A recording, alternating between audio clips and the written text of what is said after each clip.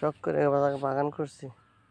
খুব কষ্টে আমি এই গাছগুলো চারাগুলো ঢাকা থেকে আনছি, আবার নিজে এখানে আজোয়া গাছের খেজুর করছিলাম। ছোটো ভাইয়ের কাছে এলাকায় ওরা থাকে, আরও দুই ভাই, বাচ্চা কাচ্চা। হ্যাঁ, ওরা একটু এই বাগানটারে দেখতে পারলো না।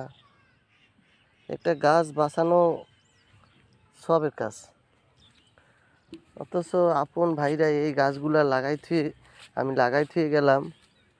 ওরা যদি একটু ওষুধ বড়ি দিত, এই দামি খেজুর গাছগুলা এত বড় হয়েছে।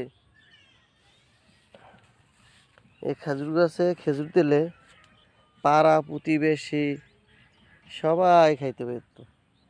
একটা খেজুর গাছের দাম, একটা খেজুর গাছে অনেকগুলো খেজুর গাছ হয় কলা গাছের মতো, কিন্তু এই মর্মটা, এই যে দরদটা আমার ফ্যামিলি মেম্বার কেউই বোঝে নেই। এদেরকে এত বোঝানোর পরও বোঝে না। এরকম আমি 300-350 চারা আমি রোপণ করছিলাম। অযত্নে অবহেলায় এগুলা এই শেষ হয়ে যেতেছে। হ্যাঁ আল্লাহ,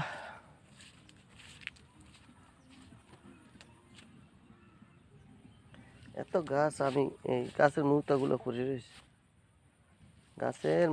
পড়ে রয়েছে। আমার আপন ভাই, এরা ব্যবসা করে। এখানে মাসে 2 বার ছত্রাকের ঔষধ দিলে এনাফ, দেবে না এরা। এগুলা কিসের জন্য দেবে না আমি এটা বুঝতে পারতেছি না।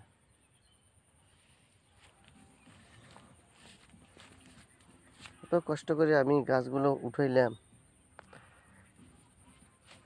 ঢাকা থেকে চারা আনা, চারা করা, সেই চারা প্রত্যেকটা চারা তিলে তিলে তিলে তিলে এত বড় হয়েছে। এই চারাগুলো, একটা চারা আমার ভাইরা কেউই এটা খেয়াল করেনি। গাছ লাগাইলে এই গাছের দরজ যদি না বোঝে,